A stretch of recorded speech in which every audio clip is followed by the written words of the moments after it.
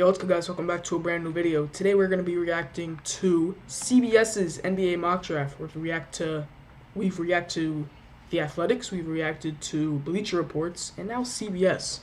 If you've been watching my channel, you know that CBS does not make the greatest NFL mock drafts. So let's see if they're better on the NBA side of things.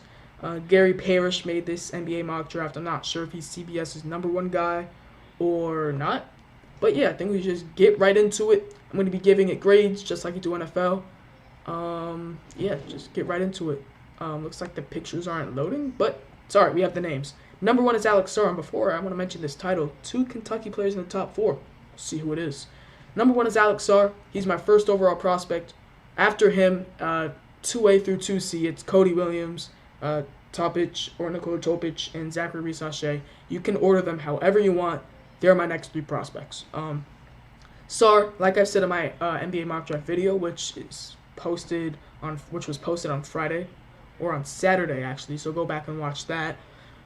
Yeah, I just love Sarr's defensive abilities. He can guard the perimeter like no other big man I've ever. I'm not gonna say scouted because okay, so I had a YouTube channel before that was doing the same stuff I do on this YouTube channel back when I was a lot younger.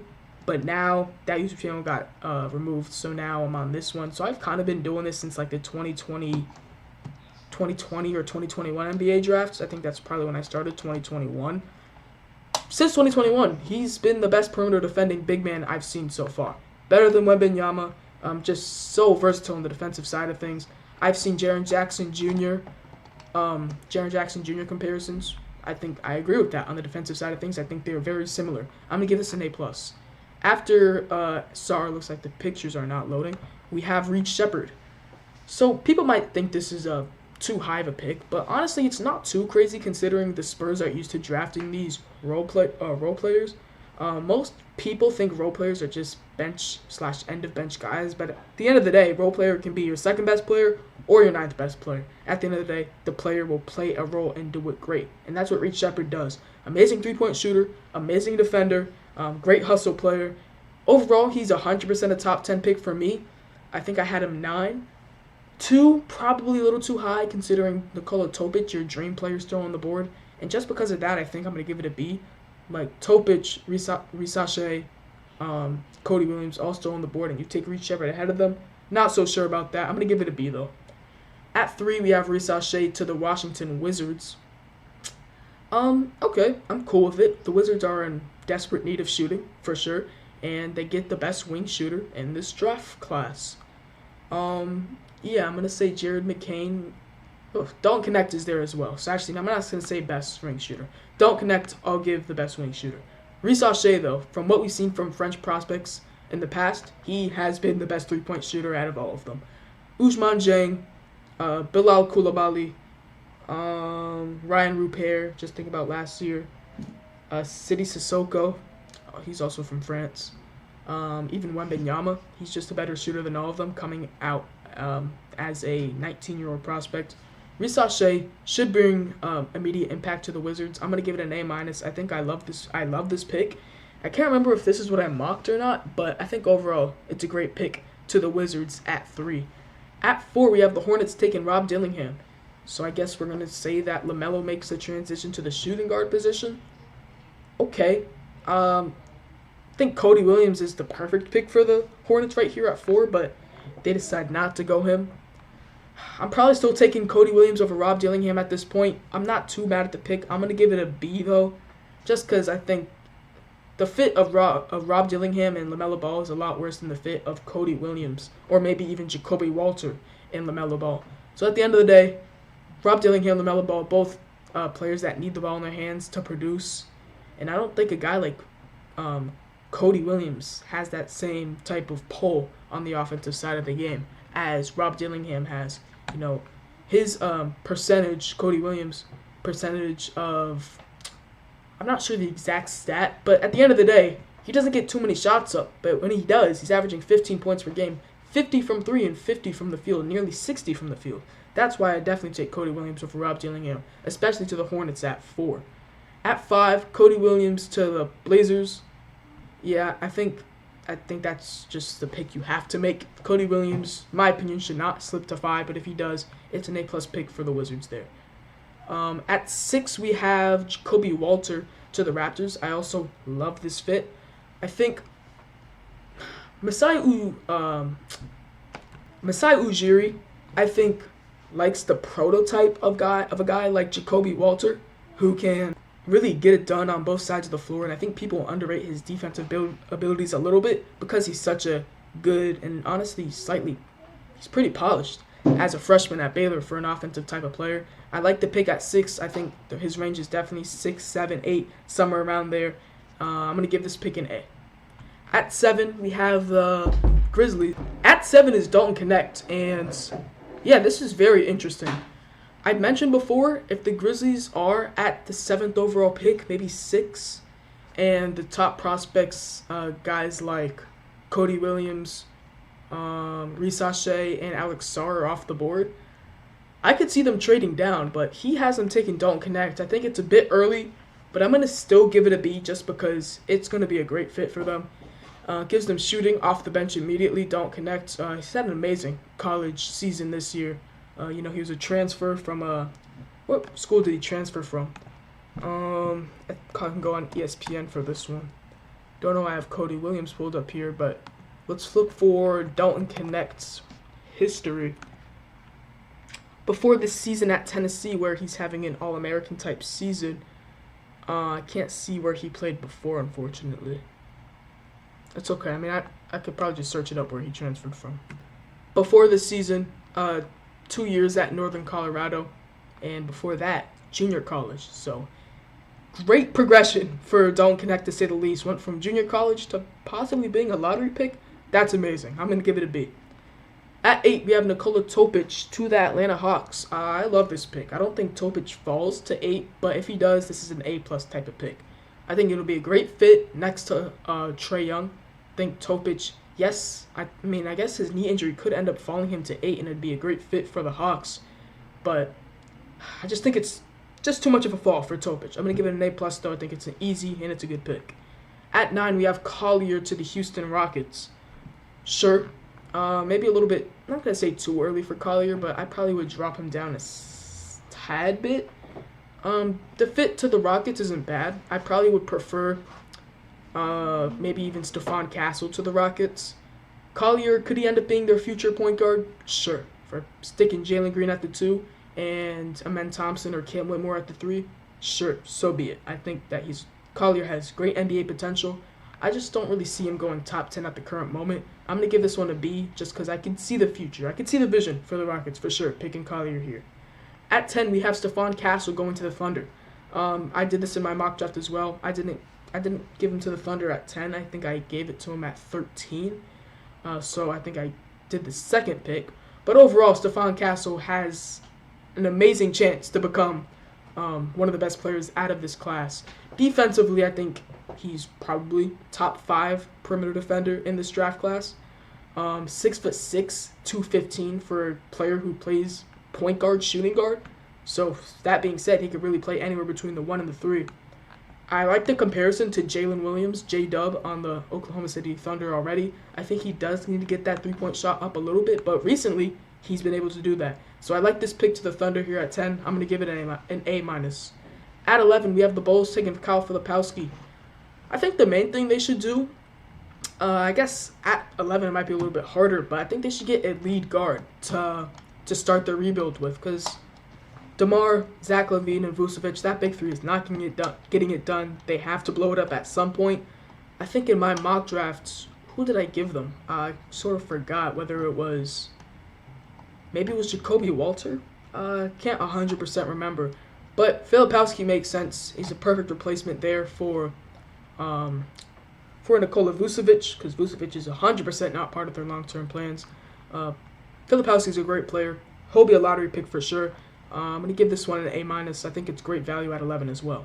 At 12, we have Tejan Salon to the Spurs. Yes, they love taking their foreign guys, but also the Spurs need wings, and Tejan Salon 100% fits the wing category. Still going to be a bit of a project out of France, but who knows? He could be a great NBA player. I've seen him mocked as high as 6. I've also seen him mocked as low as somewhere in the early to mid 20s.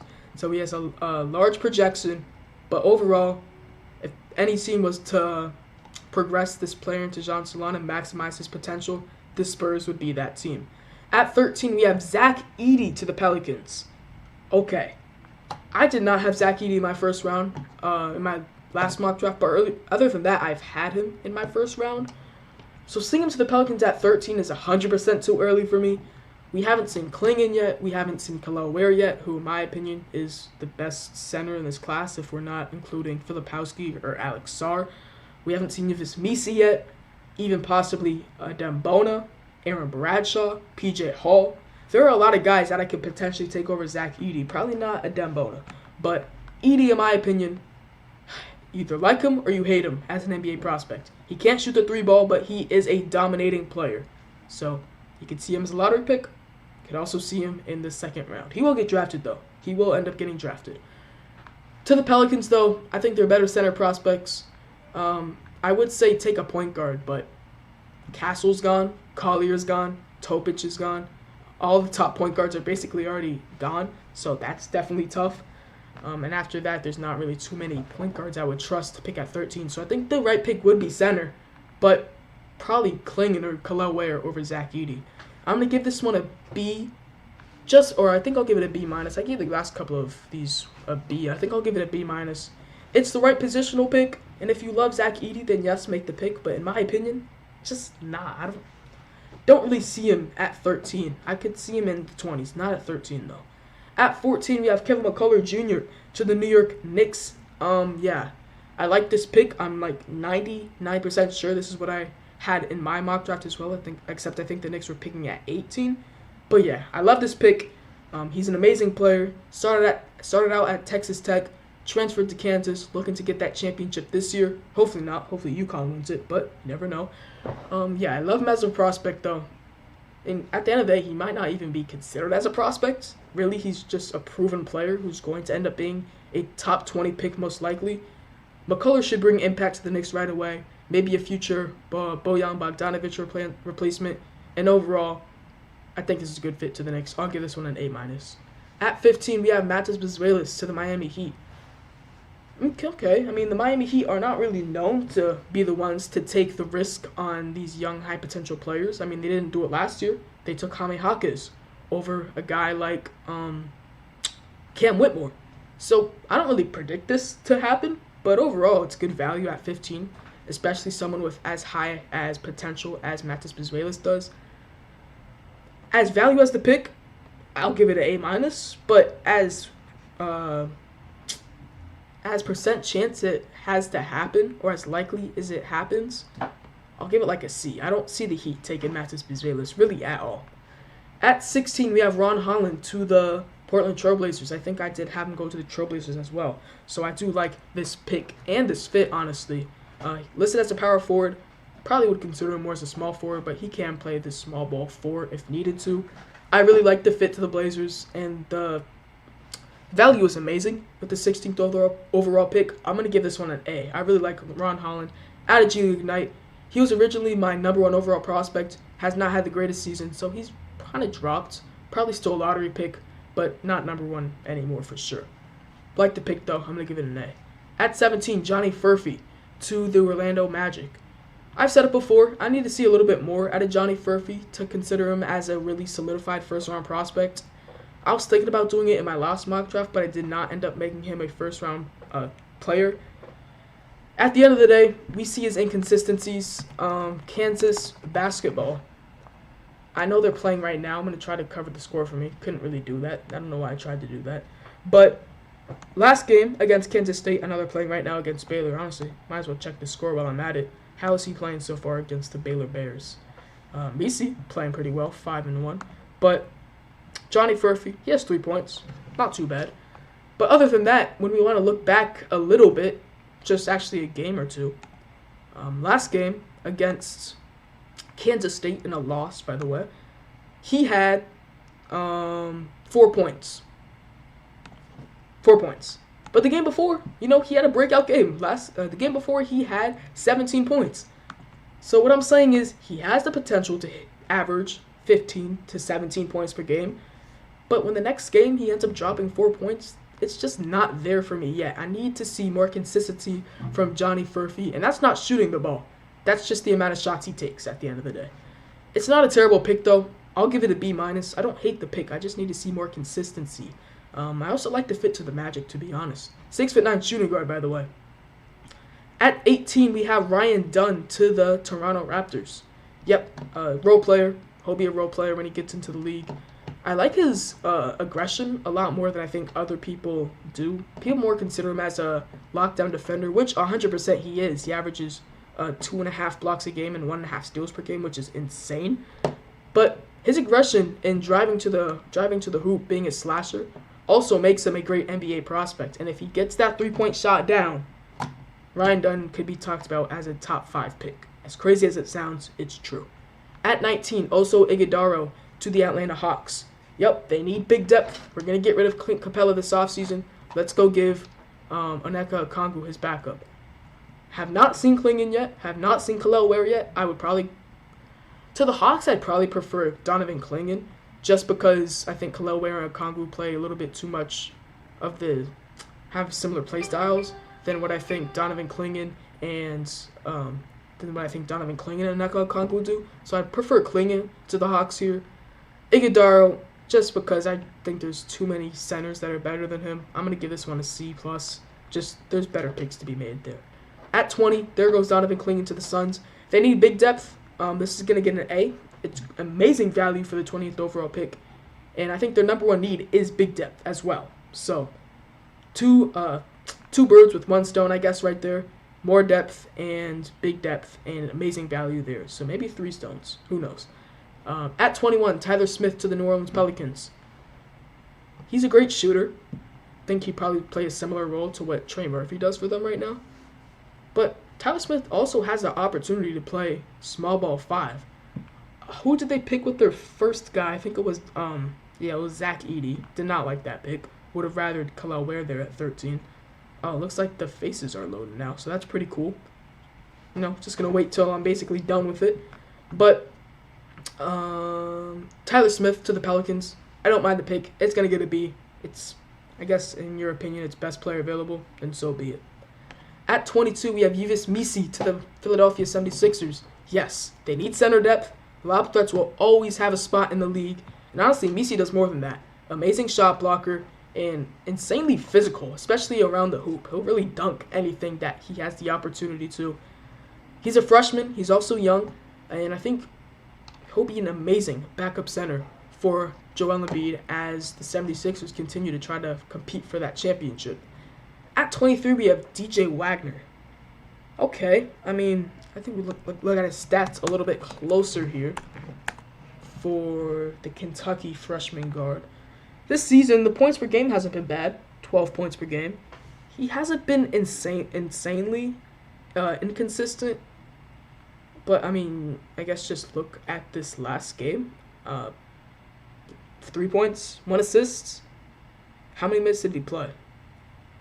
Can I not see his game or his minutes played? I cannot see it, unfortunately. Try to find that one.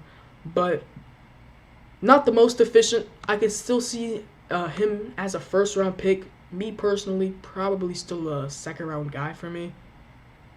DJ Wagner, I want to see him as a first-round pick, honestly. He's going to the Milwaukee Bucks, so they do need guard depth, so I guess it does make sense. And this guy believes in Wagner as an NBA prospect for years. I do too. I just kind of on the edge as him as a first round pick. I'm going to give it a B+ though, just to be insanely safe. But overall, I'm not so sure. At 24, we have Ulrich Komche. I've seen him in the Bleacher Report mock draft as well. Still need to watch more film on him. Projected team is the Knicks. Have not seen Kel'el Ware yet. That's all I really need to know. This is getting a C+. Bobby Klintman, to Sweden at 25. Sure. Don't mind. Or to Sweden, no. To the Denver Nuggets at 25. Sure. Bobby Klintman, I said before, hopefully can transform into a small ball 5 as well as a wing as well, because he does have that ability. But I'd like to see him maybe put a little bit more pounds on. 6'10", 225 is not terrible, but maybe get a little bit more heavy. We'll see. He should be an amazing NBA player. Like, if everything goes right, this guy has amazing potential. But everything has to go right. You know what I mean? I'm going to give this one to the Nuggets. I'll probably give this one a B+. I think it's great value at 25 as well. At 26, Justin Edwards to the... Can't even see what team this is to. Okay. I mean, I could probably... Nope, can't even try to do... Okay, I can't see what team they're trying to give Justin Edwards to. Does it say it anywhere in the description? No. Justin Edwards should not be a first-round pick. I'm going to give this one a C. At 27, Jared McCain to the Timberwolves. I'm probably taking other point guards ahead of Jared McCain. Kylan Boswell, take over Jared McCain. Maybe even Tyler Kolek. AJ Mitchell out of Santa Barbara would probably take over. Maybe even Adama Ball, but that's probably not the type of point guard they're looking for. I think AJ Mitchell is probably the best pick for the Timberwolves here at 27. McCain, he's a great shooter, but he's not the long-term starter I think they are looking for at 27. So we'll see. I'll give this pick a B-, or I think this one a B+ though, just because he's going to bring immediate shooting to whatever NBA team he joins. At 28, we have Hunter Salas. Sure, I mean, he's having a sort of a breakout season for Wake Forest. I sort of expect him to stay in college though. Maybe that's dumb to think, but I think I'd still have him as a college player going into next year. But he was a high school recruit. Did not have an amazing first couple seasons with Gonzaga, but now he's in a new environment. He's performing well, and I think when it comes down to declaring for the draft, whether that's this year or next year, he'll be drafted at the end of the day. Don't know if it's first round, don't know if it's second round, but at the end of the day, Hunter Salas will be an NBA player when it's all said and done. At 29, DeRon Holmes. Sure, I've been kind of scared to try to get him in my first round, but overall, he's been amazing. 20 points per game on a ranked team, by the way. This is going to the Jazz as well. 20 points per game. 7.5 rebounds, 39 from 3. I know Dayton just lost, I think yesterday or today, or I guess when I'm recording, so this is a Saturday. So yesterday or the day before, so they probably won't be ranked by the time you guys are seeing this, but they were ranked, trust me. DeRon Holmes, I want to give him to the first round, but I'm a little scared. Maybe this will push me over the edge. I'll give this to the Jazz. I'll give this one a B+. At 30, last pick, they do put Tyler Kolek in there. Sure, he's one of the best passers in college basketball, if not the best passer. Honestly, he probably is the best passer in college basketball. That's cool. I'll give Tyler Kolek to the Celtics a B+. They do need more bench depth, probably even more point guard bench depth. I know they do have Peyton Pritchard, but at the end of the day, he cannot do what Tyler Kolek does. Like I said before, B+, and that is CBS's mock draft. Didn't mind it too much. Yeah, I thought this was a fine mock draft. When it got down a little bit, did Kalal Ware not go in this mock draft? This might just... I mean, did he just not go? No Kalal Ware. Hopefully that means he's expecting him to stay in college, but he's probably not. I mean, come on. I think Kalal Ware has to be a first-round draft pick. Okay, I mean, does he have a second round? He does not, so there's nowhere to put Kalal Ware. Just because of that, I was going to have this mock draft as like an A- mock draft, but I'm bumping it down to the B. Please put Kalal Ware in the first round next time. What was this guy's name again? Gary Parrish. Just do the right thing. Thanks for watching this video. Make sure to subscribe to the channel, like the video, and yeah, see you next time. We'll have more NBA mock drafts, NFL mock drafts, NBA style videos, and yeah, we're excited for 2024. Try to get to 1,000 subscribers. Thanks for watching this video. See you next time. Peace.